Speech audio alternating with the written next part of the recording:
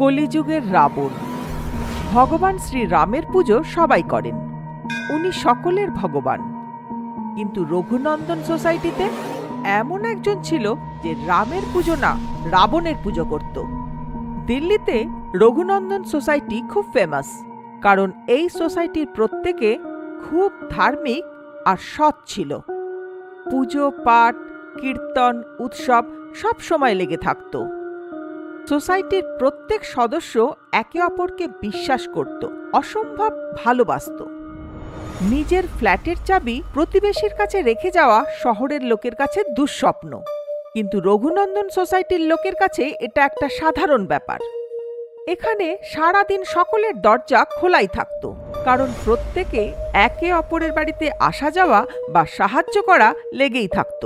কিন্তু কথায় আছে না, জ্বলন্ত প্রদীপের তলায় ঘন কালো অন্ধকার থাকে। সোসাইটিতে এমন একটা ঘর ছিল যার দরজা সব সময় বন্ধ থাকত, কারণ ওই ফ্ল্যাটে দশানন নামের একজন লোক নতুন নতুন থাকতে এসেছিল। নবরাত্রির অষ্টমীর দিন ছিল। সোসাইটির মেয়ে জানকী সেজেগুজে গড়বা খেলতে যাচ্ছিল। হঠাৎ এক অদ্ভুত আওয়াজ শুনতে পেয়ে জানকী দাঁড়িয়ে পড়ে।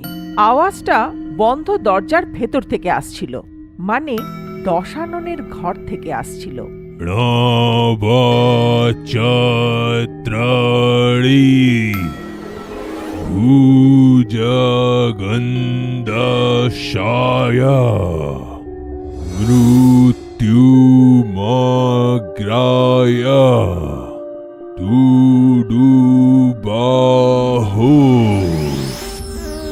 মনে হচ্ছে ভেতরে পুজো হচ্ছে, কিন্তু ভয়ঙ্কর মন্ত্রের সাহায্যে রাবণের আহ্বান।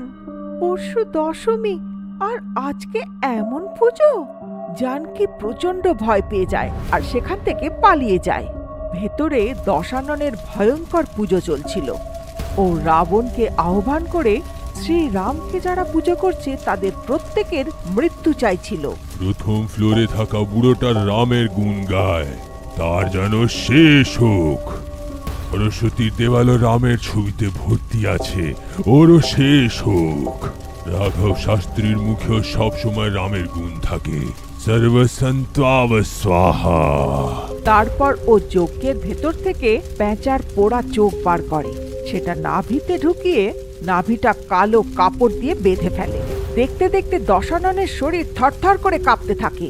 ওর মুখ থেকে অদ্ভুত অদ্ভুত আওয়াজ বেরোতে থাকে। ওর চোখ দিয়ে প্রথমে জল, তারপর রক্ত বেরোতে শুরু করে।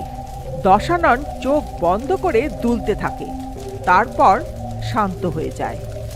যেই ও চোখ খোলে, ওর সামনে রাখা জল ভর্তি ঘটি ছাই হয়ে যায়, কারণ ওর চোখ আর আগের মতন নয়, ভয়ঙ্কর হয়ে গেছিল। কেউ বাঁচবে না। 12টা বাজার পরে সবাই মারা যাবে।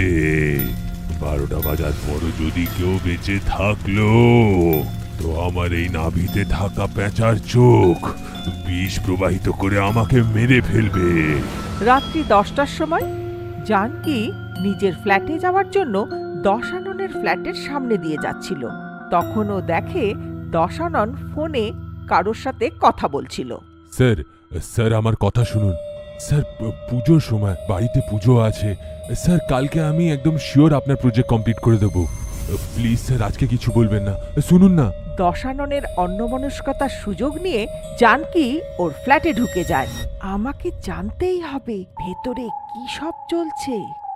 যেই ও ফ্ল্যাটের একটা ঘরে ঢোকে, সেখানকার পরিবেশ দেখে ভয় পেয়ে যায়। ভেতরে যজ্ঞ হচ্ছিল, আর যজ্ঞকুণ্ডের চারপাশে অদ্ভুত অদ্ভুত জিনিস ছড়িয়েছিল। বাপ রে বাপ, কি অশুভ জিনিস ছড়িয়ে রেখেছে সব। জানকী আরেকটা রুমে যায়, সেখানে দেওয়ালে টাঙানো ছবিগুলো দেখে চমকে যায়। দেওয়ালে সোসাইটির সব লোকের ছবি টাঙানো ছিল, আর তাদের গলায় ফুলের মালা পরানো ছিল। সেই ছবিগুলোর মধ্যে ওর বর রাঘবেরও ছবি ছিল।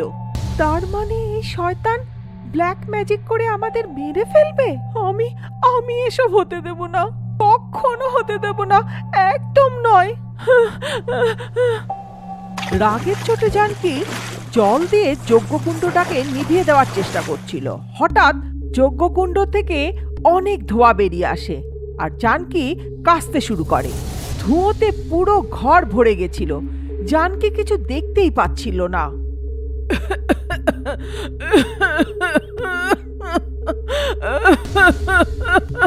কিছুক্ষণ পর ধুঁয়ো কমে যায়।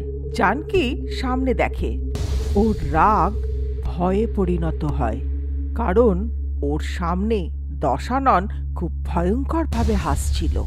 জানকি বাড়ি না ফেরায় ওর চিন্তিত হাজবেন্ড সরস্বতীর বাড়িতে খোঁজ নিতে যায়।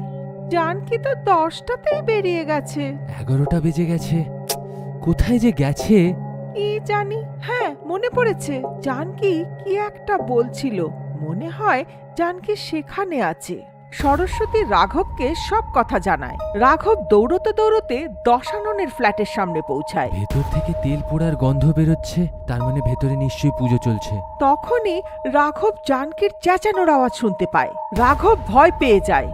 সরস্বতী সোসাইটির সবাইকে নিয়ে সেখানে এসে পৌঁছায়। তুমি ঠিক বলছিলে, জানকি ভেতরেই আছে। এখন কি করি? সেই সময় একজন বয়স্ক লোক বলে, আরে রাম হলো সব থেকে শক্তিশালী, তাহলে এই বদমাস থেকে ভয় কিসের? তখন হঠাৎ জানকি চেঁচিয়ে ওঠে, গিরিধারী কাকু, গিরিধারী কাকু, তোমার কথা শুনে ও দুর্বল হয়ে পড়ছে। আমি ঠিক আছি, ও খুব ভয়ঙ্কর, সবাইকে মেরে ফেলার চক্রান্ত করছে। আমার চিন্তা করবেন না, আপনারা সবাই মিলে কীর্তন করুন, ও দুর্বল হয়ে পড়বে, ক্ষতি করতে পারবে না। এই কথা শোনা মাত্রই দশানন জানকিকে ঠাস করে থাপ্পড় মারে। জানকি অজ্ঞান হয়ে পড়ে যায়। কেউ বাঁচবে না। ব্যাস, শুধু আধা ঘন্টা রয়েছে, তারপরে সবাই মারা যাবে। দশানন আবার যজ্ঞ করতে বসে যায়। এদিকে গিরিধারী কাকু সোসাইটির সবাইকে নিয়ে শ্রীরামচন্দ্রের ভজন কীর্তন করতে থাকে। ভেতরে দশাননের মন চঞ্চল হয়ে ওঠে আর ওর হোমের আগুনও নিভতে শুরু করে। বাইরে সবাই জোরে জোরে কীর্তন করছিল আর এদিকে দশানন যজ্ঞের চেষ্টা করছিল। ভজন কানে শোনা মাত্রই ও মন্ত্র ভুলে যাচ্ছিল। সবাই কন্টিনিউয়াসলি ভজন গেয়েই চলেছিল। গাইতে গাইতে রাত্রি 12টা বেজে যায়।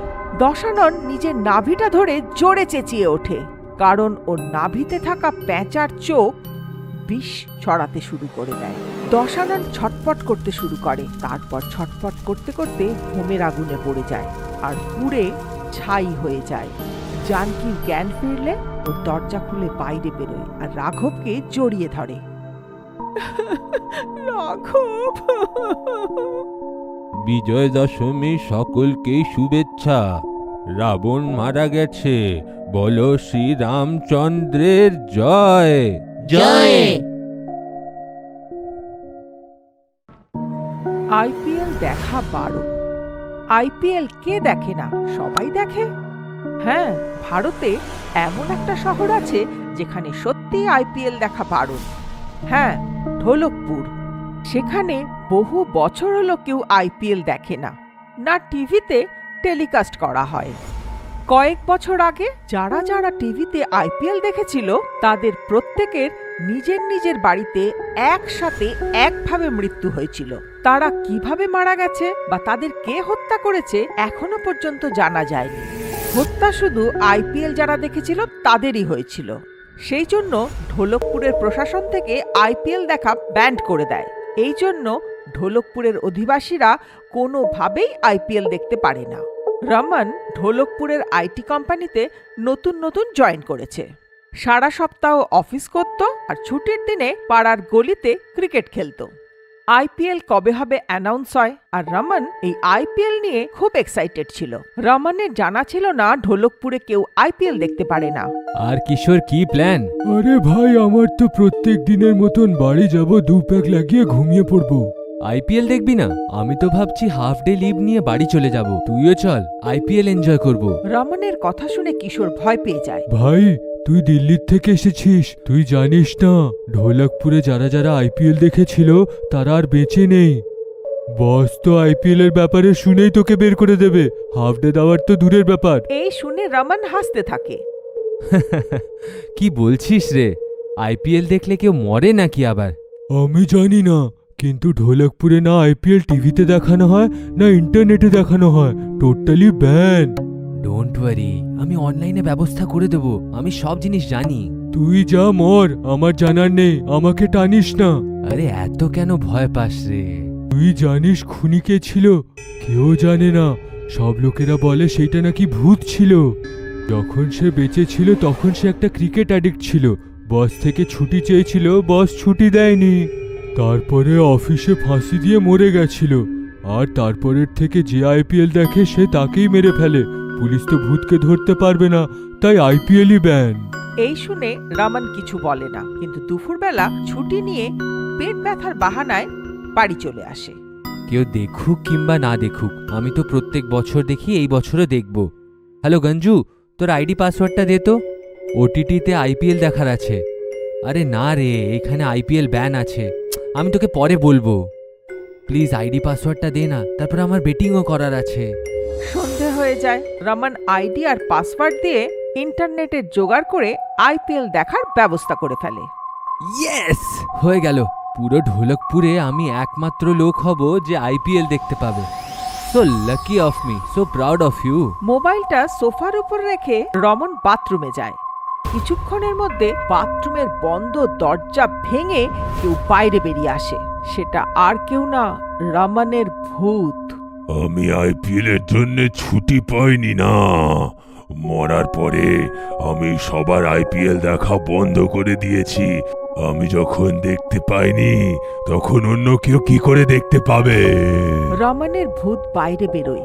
শহরের প্রত্যেকটা রাস্তা, প্রত্যেকটা গলি, প্রত্যেকের ঘরের জানলা দিয়ে উকি দিয়ে সারা শহর ঘুরতে থাকে। আইপিএল ভূতের ভয়ে শহরের কেউ আইপিএল দেখতো না, আর ঘরের বাইরেও কেউ বেরোতো না।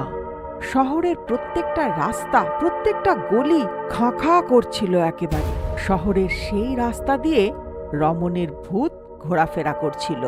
ভালোই হলো, সবাই ভয়তে আছে। আমি তাহলে নিজের ফ্ল্যাটে গিয়ে আইপিএল এনজয় করতে পারি। তখন হঠাৎ রমনের ভূত কিছু একটা অনুভব করে। এ কি, এই হাওয়া আমাকে বলছে যে শহরে এমন কেউ আছে যে আইপিএল দেখছে। এ কি, এই হাওয়া তো আমার বাড়ির দিক থেকেই আসছে। যে কেউই হোক, আমি ওকে শেষ করে দেব। এই চিন্তা করে রমনের ভূত সেই হাওয়ার দিকে উড়তে শুরু করে। এদিকে রমনের ঘরে কিশোর এসেছিল। সে সোফায় বসে রমনের মোবাইলে আইপিএল দেখছিল। রমন এসে যা রে, কতক্ষণ ধরে বাথরুমে বসে থাকবি? আরে জিতুর ব্যাটিং আছে, কি দারুণ খেলছে রে। ভালো জোগাড় করেছিস রে তুই। শুধু এতটুকু করে দে যে ম্যাচটা যেন টিভিতে দেখতে পারি, মোবাইলে দেখে না মজা আসছে না রে। আরে তুই তো নিশ্চয়ই ভাববি যে আমি তো আইপিএল এর এগেনস্টে ছিলাম, কিন্তু আইপিএল দেখতে কি করে এসে গেলাম, তাই না? আরে ইয়ার, আমি এই ভূত প্রেতকে ভয় পাই না রে। আরে ভূত প্রেত কিছুই হয় না, কিন্তু কি করব, পরিস্থিতি এমন চলছে। আইপিএল তো এই শহরের মধ্যে ব্যানই করে দিয়েছে, তাই আমাকেও একটু নাটক করতে হলো। এসে যা রে, ড্রিঙ্কসও এনেছি। কিশোর মন দিয়ে ম্যাচ দেখছিলই, সেই সময় বাথরুমের দরজা খুলে যায়। তখন রমনের ভূত কিশোরের পিছনে এসে দাঁড়ায়। আরে বস, জিতুর ব্যাটিং দেখ। কিশোর মাথাটা ঘুরিয়ে রমনের দিকে তাকায়। তাকিয়ে ভয়ে দরদর করেও ঘামতে থাকে। আরে রমন, তুই ভূত, তুই ভূত। রাগের চোটে রমনের ভূত কিশোরের টুটি চিপে হাওয়ায় তুলে ধরে। কিশোর ভয়ে ছটপট করতে থাকে। হ্যাঁ, আমি হলাম সেই রমন, আর আমি হলাম সেই ভূত যে আইপিএল দেখা সব লোকেদেরকে কিছু বছর আগে মেরে ফেলেছিলাম। হ্যাঁ, আমি সেই এমপ্লয়ি যে অফিস থেকে ছুটি না পাওয়ার পরে অফিসেই ফাঁসি দিয়ে নিজেকে আত্মহত্যা করেছিলাম। এতদিন আমার ভয়তে লোকেরা আইপিএল দেখার কথা কি দেখার ভাবনা মাথাতে নিয়ে আসেনি, আর তুই আজকে আমার বাড়িতে বসে আমার মোবাইলে আইপিএল দেখবি। কে বললো যে ভূত হয় না? ভূত হয়, দেখ আমার দিকে। আর ভূতরা কেমন হয় তোকে আমি সেইটা এখন দেখাবো। এই বলেই রমনের ভূত কিশোরের গলাটা চিপে ধরে আর ও ছটপট করতে করতে মারা যায়। ভুতুড়ে ঢাবা। নাগপুর হাইওয়ে থেকে জয় নিজের স্ত্রী মিথিলার সাথে নিজের কারে যাচ্ছিল। হঠাৎ জয় একটা ঢাবা দেখতে পায়। Mithila, stop the car, stop. কি হলো? ওই দেখো ধাবা। আমি ছোটবেলা বাবা মার সঙ্গে এখানে খাবার খেয়েছিলাম। অনেক দিন ধরে এটা বন্ধ ছিল, আবার হয়তো এটা খুলে গেছে। চলো তাহলে খাবার খেয়ে নি। মিথিলা আর জয় ঢাবার ভেতরে যায়। ঢাবার দুজন ওয়েটার গণপত আর সম্পত মিথিলা আর জয়ের কাছে যায়। কি দরকার আপনার? তুমি গণপত সম্পত না? আমার তোমার নাম মনে আছে, আমি ছোটবেলায় এখানে আসতাম। সেভ ভাজি নিয়ে এসো। মিথিলা, এখানের সেভ ভাজি খুব ফেমাস। গণপত আর সম্পত রান্নাঘরে যায়। কিছুক্ষণ পরে রান্নাঘর থেকে হাতে স্টিলের প্লেট নিয়ে 4 জন বাইরে আসে। তরিবা, কস্তুরাবাই, গণপত আর সম্পত আর মিথিলা আর জয়কে ঘিরে নেয়। কস্তুরবাই তুমি, আর আপনি ধোডেবা, রাইট? আমি আপনাদের সকলকেই চিনি। আচ্ছা, আমাকে এইটা বলুন তো, এতদিন ধরে এই জায়গাটা কেন বন্ধ ছিল? তখনই 4 জন প্লেট উঠিয়ে মিথিলা আর জয়কে দেখায়, আর 4 জন একসাথে জিজ্ঞাসা করে, একে চেনো? প্লেটে একটা লোকের মুখ দেখা যায়। মিথিলা আর জয় আশ্চর্য হয়ে যায় আর 4 জনের দিকে তাকায়, আর 4 জন ভূত হয়ে যায়। জয়, জয় চলো এখান থেকে, কিছু গন্ডগোল আছে। চেনো এই লোকটাকে? আমি চিনি না, কিন্তু তোমাদের এই অবস্থা হলো কি করে? জয় চলো, ভূত এগুলো সব। 4 জনে মিথিলা জয়কে ঘিরে ফেলে আর ওদের রক্ত চুষতে থাকে। কিছুক্ষণ অবধি দুজনের চেঁচামেচির আওয়াজ, আর তারপর নিস্তব্ধ হয়ে যায়। এদের সরিয়ে ফেলো, কাস্টমার আসছে। ধাবায় যত কাস্টমার আসতো তাদের সবাই এই অবস্থা হতো। 4 জন কাস্টমারদের ঘিরে ফেলতো, প্লেট দেখে একটা লোকের মুখ দেখাতো, আর তারপর কাস্টমারদের রক্ত চুষে তাদের মেরে ফেলতো। কোনো কাস্টমার প্লেটে বন্দি থাকা সে লোকটাকে চিনতে পারত না আর মরে যেত। 4 জন ভূত কাস্টমারদের মেরে ফেলতো, আর ভুতুরে ঢাবার রহস্য কোনো দিনও ঢাবা থেকে বাইরে আসলো না। এক রাতের কথা, রাঘব আর সর্বরী হাইওয়ে দিয়ে নাগপুর যাচ্ছিল। ভালো হলো তোমার বাবা আমাদের বিয়ের পারমিশন দিল, না হলে আমি তোমাকে উঠিয়ে নিয়ে যেতাম। কিন্তু আমি তোমার সাথে কোনোদিনও পালাতাম না। I love my dad.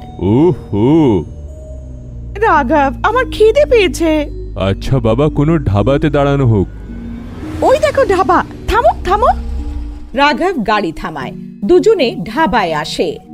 Beautiful, মনে হচ্ছে অনেক পুরনো ঢাবা। অর্ডারটা বলুন। যা কিছু আছে তাড়াতাড়ি নিয়ে আসুন। গণপত আর সম্পত রান্নাঘরে যায়, আর 4 জনে হাতে প্লেট নিয়ে বাইরে আসে, আর রাঘব আর সর্বরীকে ঘিরে ফেলে। What is this? একে চেনো চিনতে পারছো? কি? রাঘব, এ তো বাবা। ইনি হলেন আমার হবু শ্বশুর। ওদের শিগগিরই এখানে ডাকো। এত সহজ নাকি? যাও, ডাকবো না। কি করে নেবে? 4 জনে ভূত হয়ে যায়। রাঘব আর সর্বরী কাঁপতে শুরু করে। আমরা প্রতিশোধের আগুনে অনেক বছর ধরে জ্বলছি। বেঁচে থাকতে চাও তো ডাকো একে। তাড়াতাড়ি একে ফোন কর। হ্যালো বাবা, কোথায় তুমি? এক্ষুনি হাইওয়ের ঢাবাতে এসে যাও, এখানে লোকেরা আমাদেরকে মেরে ফেলবে। জলদি এসো বাবা। 4 জন ভূত রাঘব আর সর্বরীকে ঘিরে বসে পড়ে। কি হলো? এখন অবধি তোমার বাবা আসলো না, আধা ঘন্টা হয়ে গেল। উনি বের হয়ে গেছেন, আসছেন হয়তো। আমাদের কাছে বেশি সময় নেই। গণপত সম্পত, কাজে লেগে পড়ো। গণপত আর সম্পত ওঠে আর ঢাবায় কেরোসিন ঢালতে থাকে, কেরোসিন ছড়াতে থাকে। এইটা কি করছেন আপনারা? প্লিজ, উনি আসছেন হয়তো, ছেড়ে দিন। তুই চুপ কর, আমরা আমাদের ব্যবস্থা করছি। কিসের প্রস্তুতি? তখনই ওখানে সারওয়ারির বাবা আসে। সারওয়ারি নিজের বাবাকে জড়িয়ে ধরে। বাবা, বাঁচাও আমাদেরকে, এখান থেকে নিয়ে চলো। মা, কেঁদো না, আমি তো এসে গেছি না। তাত্য়া সেট চিনতে পারলে? তাতিয়া সেট তরিবার পায়ে পড়ে যায়। আমাকে ক্ষমা করে দাও। আমার থেকে ভুল হয়ে গেছিল। আমার মেয়ে আর আমার জামাইকে ছেড়ে দাও। আমাকে ক্ষমা করে দাও প্লিজ। ছেড়ে দেব। আগে তুই নিজের মেয়ে আর জামাইকে বল যে সেই রাতে কি হয়েছিল। কস্তুরা, আমাকে ক্ষমা করো। আমি ক্ষমা প্রার্থী। নিজের নোংরা মুখে আমার নাম নিবি না। ওঠ আর সত্যি কথাটা বল, নাকি এদেরকে মেরে ফেলি আমি। কি ব্যাপার বাবা, কি হয়েছিল সে রাতে? মা, তখন তুমি ছোট ছিলে। আমি আমার বন্ধুদের সঙ্গে এই ধাবাতে মদ খেতে আসতাম। আর এখানে ফুর্তি করতাম। এক রাতে মদ খেয়ে আমি এই কস্তুরা বাইর উপরে বলো বাবা, কি করেছিলে তুমি? আমি আমি কস্তুরা বাইর রেপ করেছিলাম। হোয়াট? ছি, ঘেন্না হচ্ছে তোমাকে আমার। শুধু তাই না, আরেকটা বিভৎস কাজ করেছিল। সে আমাকে গণপত সম্পদকে অনেক মেরেছিল আর তেল দিয়ে আমাকে পুড়িয়ে মেরে ফেলেছিল। তখন থেকে আমাদের আত্মা প্রতিশোধের আগুনে জ্বলছিল। আজ আমাদের আত্মার শান্তি হবে। তাতিয়া, কেরোসিন আমরা ঢেলে দিয়েছি। ব্যাস, আজ আরো একবার তোমাকে আগুন লড়াতে হবে। তোর মেয়ে আর জামাইকে আমরা কিচ্ছু করব না, কিন্তু তোকে আমরা ছাড়বো না। এই নে মাচিস, প্লিজ আমাকে ক্ষমা করে দাও। ভেবে নে, একলা যাবি না মেয়ে আর জামাইকে সঙ্গে নিয়ে যাবি? ঠিক আছে, আমি প্রস্তুত। মা সারওয়ারি, রাঘবকে নিয়ে তুমি এখান থেকে বের হও। বাবা, আমি তোমাকে ছেড়ে যাব না। চুপ করো সারওয়ারি, আমি নিজের কর্মের ফল পাচ্ছি। তুমি যাও। রাঘব বাবা, একে নিয়ে যাও আর এর খেয়াল রেখো।